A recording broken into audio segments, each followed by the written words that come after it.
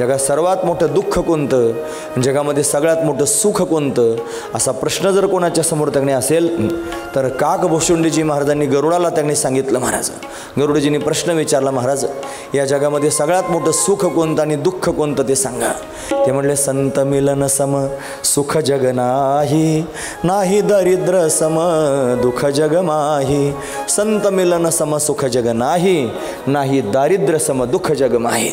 दारिद्र्यासारखं दुःख जगात कोणतंच नाही आणि संतांच्या संगतीसारखं सुख जगात दुसरं कोणतंच नाही. दारिद्र्य शब्दाचा अर्थ फक्त धनाचं दारिद्र्य घेऊ नका. माणसं विचाराचे पण दरिद्री असतात. महाराज फार विचारानं दरिद्री लोक असतात. धन जरी मुबलक असलं तरी विचार मात्र खालच्या तळागाळातल्या त्याने असतात आणि म्हणून विचाराचे दरिद्री लोक कायम दुःखी असतात. दुःखाला त्याने कारण दारिद्र्य असं जरी सांगितलं तरी सुद्धा कोणतं दारिद्र्य हे पण महत्त्वाचं आहे. माणसाने विचारानं श्रीमंत असलं पाहिजे, त्याचे विचार श्रीमंत असले पाहिजेत, त्याचे विचार उदात्त असले पाहिजेत, त्याचे विचार भगवत धामापर्यंत जाण्याचे असले पाहिजेत, त्याचे विचार स्वरूपाची प्राप्ती करून घेणारे असले पाहिजेत, त्याचे विचार सच्चिदानंद स्वरूपाला प्राप्त करणारे असावेत. असे विचार जर असतील तर श्रीमंत विचार आहेत. महाराज पण लोक दरिद्री झालेले आहेत आणि ते विचारानं दरिद्री झालेले आहेत, म्हणून संकुचित झालेले आहेत. इतरांकडे पाहून जीवन जगणारी लोक कधीच समाधानी होत नाहीत, ते कायमस्वरूपी दरिद्री आहेत. महाराज म्हणून विचार केला पाहिजे. क्षणोक्षणी हाची करावा विचार, कशाकरिता तरावया पार भव सिंधू. म्हणून विचारा वाचून नप विजय समाधान. विचारा वाचून समाधान प्राप्त होत नाही. मनुष्य हा विचारानं श्रीमंत असायला हवा. म्हणून विचारानं जरी दरिद्री असेल तर त्याच्यासारखा दुःखी जगात दुसरा कोणी नाही आणि संतांच्या संगतीमध्ये असणारं जे सुख आहे त्याच्यासारखं सुख जगात दुसरं कोणतंच नाही. म्हणून सत्संगती सुखदायक आहे, महत्त्वाची गोष्ट आहे. म्हणून ही संत संगती रूपी त्यांनी कथा, ही कथा सामान्य नाही, ही सगळ्या जगाला पावन करणारी गंगाच आहे. महाराज ही अविरतपणे त्यांनी वाहते. जशी भगवान शंकराच्या जटेतून गंगा प्रगट झालेली आहे तशी भगवान शंकराच्या जिव्हेतून सुद्धा गंगा प्रगट झालेली आहे. ही कथारूपी गंगाच आहे. ती जटेतून त्यांनी प्रगट झालेली गंगा, तिला जटाशंकरी असं त्यांनी म्हणतात. ती त्यांनी प्रवाहित होते, सर्व जीवांचं हित करते. पीडित पापताप पोखित तिरीचे पादक, समुद्राशी जाय आप गंगेचे जैसे. ती गंगा प्रवाहित होते आणि इतरांना समाधान प्राप्त करत करत समुद्रापर्यंत जाते. तशी कथारूपी गंगासुद्धा त्यांनी अशीच आहे की जी त्यांनी सर्व जीवांचा उद्धार करणारी आहे. ओ छहो रघुपती कथा प्रसंगा, सकल लोक जग पावनी गंगा. पूछहु रघुपति कथा प्रसंगा, सकल लोक जग पावनी गंगा. सगळ्या जगाला पावन करणारी गंगाच आहे. महाराज ही गंगा जीवाचा उद्धार करणारी आहे. जीवाला सर्व पापातून सर्व दोषातून त्यांनी मुक्त करणारी आहे. अंतकरण निर्मळ व्हावं लागेल तेव्हा परमात्म्यापर्यंत जाता येईल. दोन गंगा तुमच्या समोर सांगितल्या.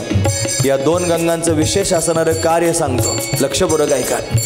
एक गंगा हिमालयातून त्यांनी निघते आणि समुद्रापर्यंत त्यांनी जाते. ती पाप घालवणारी आहे, पण आपल्याला तिच्यापर्यंत जावं लागतं, तिच्यामध्ये स्नान करावं लागतं, मग ती आपलं पाप घालवेल. दुसरी गंगा भगवान शंकराच्या जिव्हेतून प्रगट झालेली गंगा, ही कथारूपी गंगा आहे. ही कथारूपी गंगा त्या गंगेसारखी नाही. ही गंगा त्या गंगेपर्यंत आपल्याला जावं लागतं, काशीपर्यंत, हरिद्वार क्षेत्रापर्यंत, गंगोत्रीपर्यंत आपल्याला प्रवास करत जावं लागेल. पण ही गंगा अशी आहे, ही स्वतःहून आपल्यापर्यंत चालत येते, आपल्याला उपकृत करते, आपल्याला त्यांनी मुक्त करण्याकरिता अट्टहास करते. पण अशी दिव्य असणारी ही गंगा आहे. अजून फरक सांगतो, लक्षपूर्वक ऐका. तुम्ही ऐकतात ना सर्वजण, कान उंच करून ऐका. महत्त्वाचा मुद्दा सांगताय. ही गंगा अशी आहे जी बाहेरून निर्मळ करणारी आहे. ही गंगा अशी आहे जी आतून निर्मळ करणारी आहे. अजून फरक सांगतो ऐका. ती गंगा अशी आहे, स्नान करण्याकरिता तुम्ही त्या गंगेमध्ये प्रवेश करून गेलात आणि कर्मधर्म संयोगानं जर पोहता येत नाही, त्या गंगेने जर तुम्हाला बुडवलं तर त्या गंगेत बुडाल्यानंतर मनुष्य मरतो. ही गंगा अशी आहे, हिच्या प्रांगणामध्ये तुम्ही जर येऊन बसलात आणि कथा श्रवण करण्याकरिता जर सर्वस्व त्यांनी समर्पित केलं आणि या कथारूपी गंगेमध्ये जर तुम्ही बुडालात तरी गंगा तुम्हाला त्यांनी तारते. ती गंगा त्यांनी बुडाल्यानंतर मारते आणि ही गंगा बुडाल्यानंतर तारते. एवढं सामर्थ्य या कथारूपी गंगेचं आहे. महाराज अशी दिव्य असणारी ही कथारूपी गंगा आपल्या गावामध्ये त्यांनी उपस्थित आहे. म्हणून आपण सर्वांनी त्यांनी महाराज अविलंब अथक प्रयत्न करून परिश्रम करून त्यांनी या कथारूपी गंगेमध्ये चिम्म झालं पाहिजे, स्नान केलं पाहिजे. जर असं आपण केलं नाही तर प्रचलित असणारी म्हण आहे, आळशावर गंगा येणे. बऱ्याच वेळेला आळशावर गंगा येते आणि मग जवळ आलेली गंगासुद्धा आपल्याला कळत नाही. हा महत्त्वाचा विचार आहे. पण ही कथारूपी गंगा आपल्या सर्वांच्या समोर प्रगट झालेली आहे, जी भगवान शंकराच्या मुखातून प्रगट झालेली आहे. रघुपति कथा प्रसंगा सकल लोक जग पावनी गंगा. रघुपति कथा प्रसंगा सकल लोक जग पावन गंगा. पूछो रघुपति कथा प्रसंगा, पूछो रघुपति कथा प्रसंगा. सकल लोक जग पावन गंगा, सकल लोक जग पावन गंगा. पूछो रघुपति कथा प्रसंगा सकल लोक जग पावन गंगा. पूछो रघुपति कथा प्रसंगा पावन गंगा. श्री राम जय राम जय जय राम. श्री राम जय राम जय जय राम. श्री राम जय राम जय जय राम. श्री राम जय राम जय जय राम.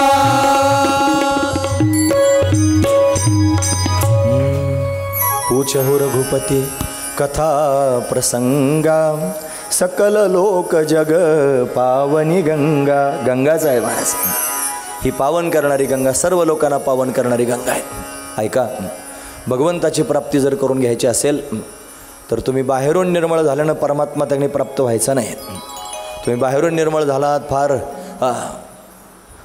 स्वतःला त्यांनी नटून थटून सज्ज केलेलं आहे, देवाच्या समोर गेलेले आहात, देवा मला दर्शन दे. देव म्हणतो तुम्ही बाहेरून निर्मळ झाल्यानं मी तुम्हाला भेटत नाही. मी जर प्राप्त व्हावा असं वाटत असेल तर तुम्ही आतून निर्मळ झालं पाहिजे. येतस्मात् अपरं किंचित मन शुद्धेन विद्यते. मन जोपर्यंत शुद्ध होत नाही तोपर्यंत परमात्मा प्राप्त व्हायचा नाही. निर्मल मन जन सो मोही पावा. जे निर्मळ मनाचे आहेत तेच मला प्राप्त करून घेऊ शकतात. मोहे कपट छल छिद्र न भावा. जे कपटी आहेत, जे छल करणारे आहेत, त्याच्यापेक्षा ग्राम्य शब्दात सांगायचं ठरलं तर जे आतल्या गाठीचे आहेत ते मला बिलकुल पसंत पडत नाहीत. म्हणून भगवान त्यांना भेटत नाही महाराज. जे निर्मळ झालेले आहेत त्यांना परमात्मा प्राप्त होतो. निर्मळ जर व्हायचं असेल तर आतून निर्मळ व्हावं लागेल. आणि आतून निर्मळ होण्याकरिता जर काय साधन असेल तर भगवंताची ही मंगलमय असणारी कथा ही जीवाला आतून निर्मळ करणारी आहे. म्हणून ज्या दिवशी आपण आतून निर्मळ हो, पवित्र हो, तुका म्हणे चित्त करारे निर्मळ येऊनी गोपाळ राहे तेथे. पण चित्त निर्मळ झाल्याशिवाय परमात्मा चित्तामध्ये त्यांनी वास्तव्य करू शकत नाही. पण चित्ताला निर्मळ करण्याचं साधन जर कोणतं असेल तर ही भगवंताची परम मंगलमय असणारी कथाच आहे महाराज. ही कथा जीवाला भगवंतापर्यंत घेऊन जाते. ही कथा म्हणजे त्रिवेणी संगम आहे. मी सांगतो असं नाही, महाराज वर्णन कथा त्रिवेणी संगम. कथा त्रिवेणी संगम. देवा भक्ताने राम. देवा भक्ताने राम. तेथी ते उत्तम चरण रजा वंदिता. तेथीची उत्तम चरण रजा वंदिता. तेथी ते उत्तम चरण रजा वंदिता. तेथीची उत्तम चरण रजा वंदिता. जळती दोषाचे डोंगर. जळती दोषाचे डोंगर. जळती दोषाचे डोंगर. जळती दोषाचे डोंगर. कथा त्रिवेणी संगम. देवा भक्ताने नाम. तेथी ते उत्तम चरण रजा वंदिता. कथा त्रिवेणी संगम. देवा भक्ताने नाम. तेथी उत्तम चरण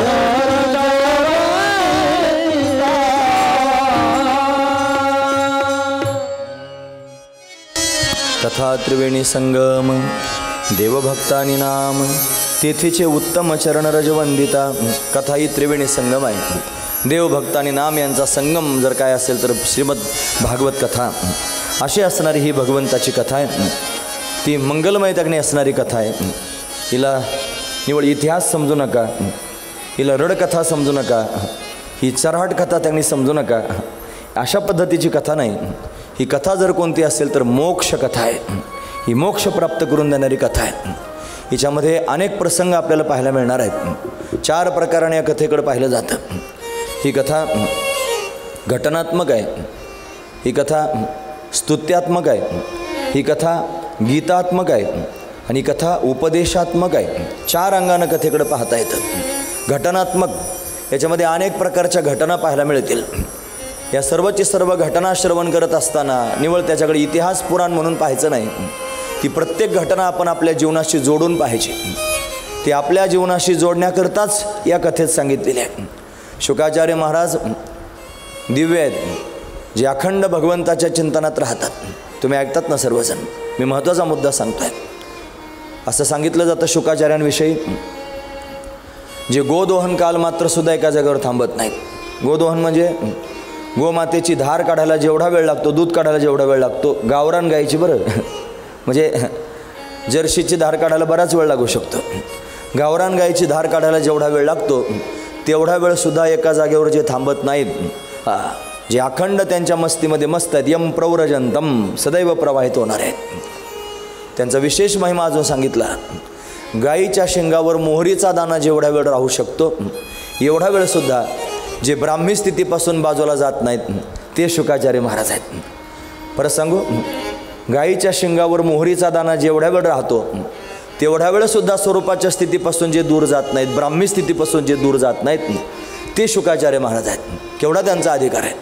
ते शुकाचार्य महाराज आपल्यासमोर रडकथा सांगतील, ते कथा भाकड कथा सांगतील, ते उगीच कोणती तरी कथा सांगतील नाही. ज्या कथेमध्ये आपलं हित आहे, ज्या घटनेमध्ये आपलं हित आहे तीच घटना ते आपल्यासमोर त्यांनी सांगतायत. फक्त आपण आपल्या जीवनाशी ती जोडून घेण्याची आवश्यकता आहे. राजा परीक्षिताला 7 दिवसात मरणाचा शाप प्राप्त झाला. घटना आहे.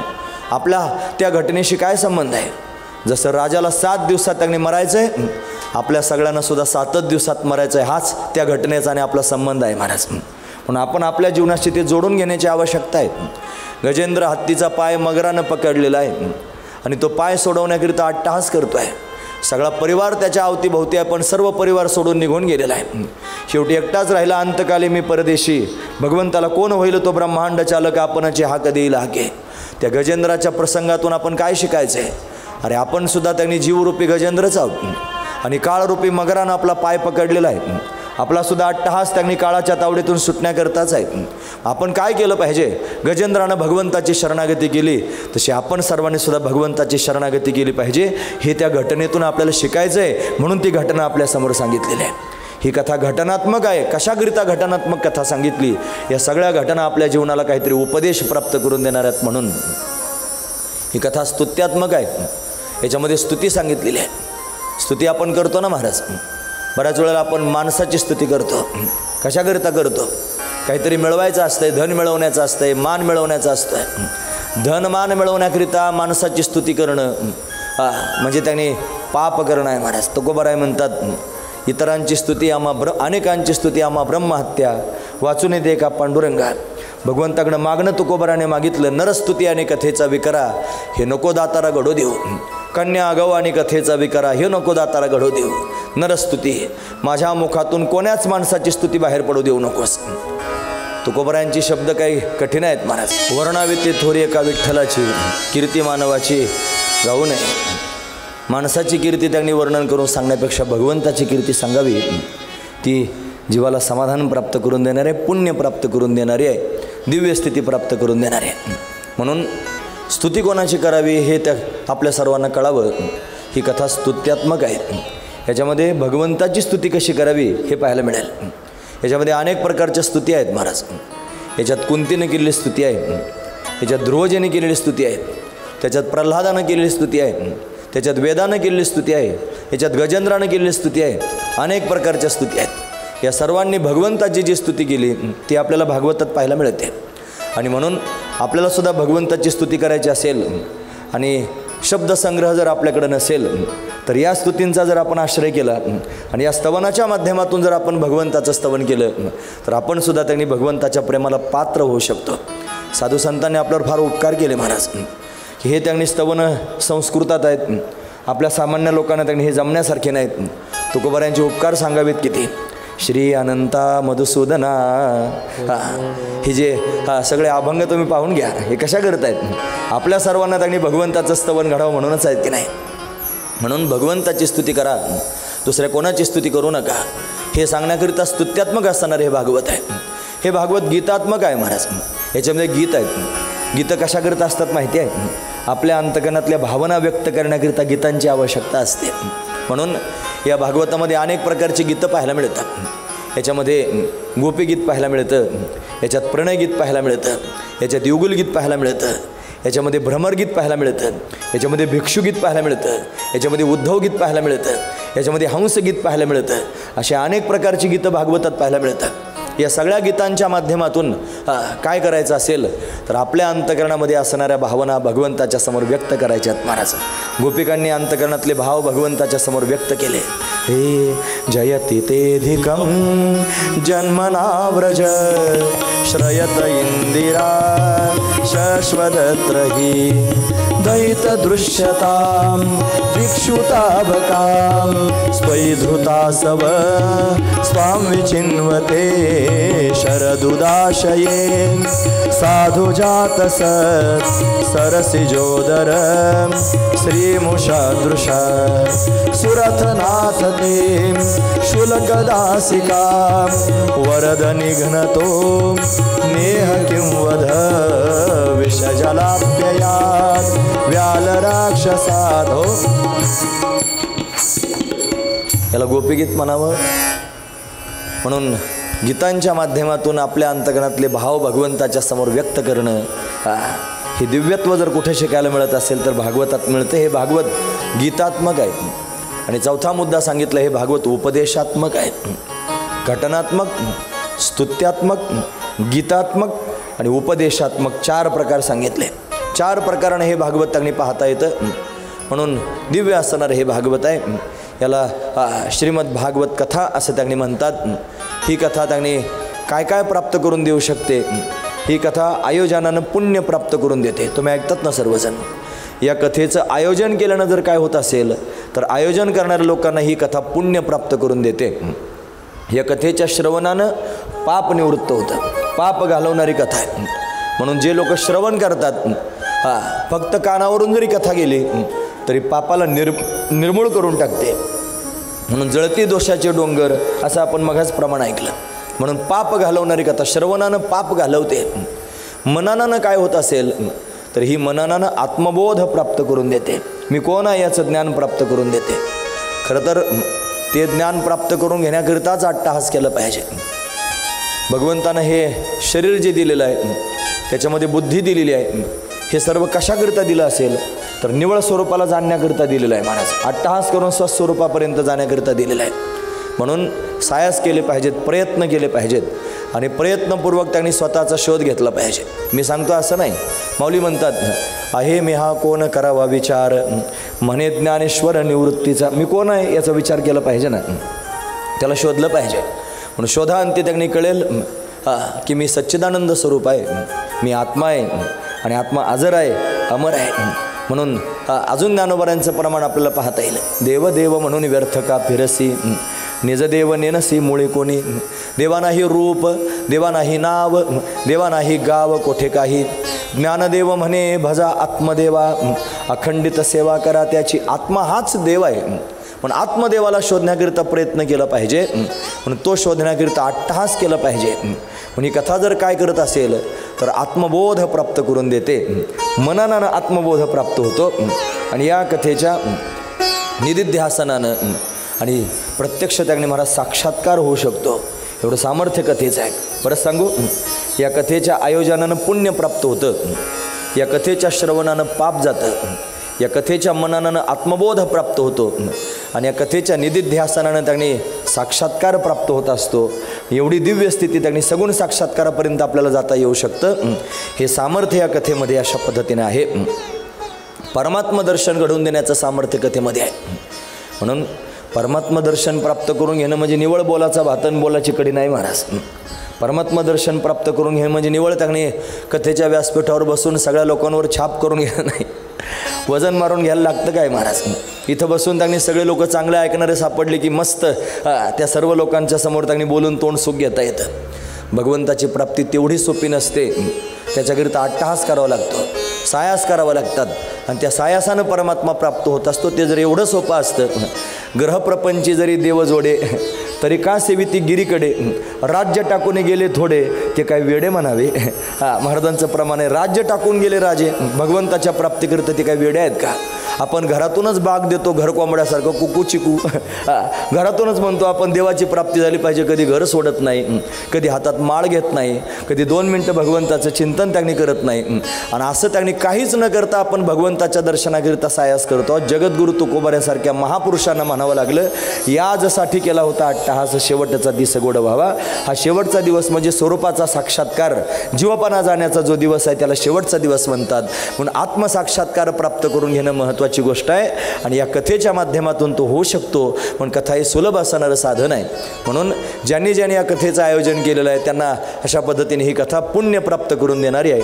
जेवढे लोक कथा श्रवण करण्याकरिता उपस्थित आहेत या सर्वांचं ही कथा पाप घालवणार आहे.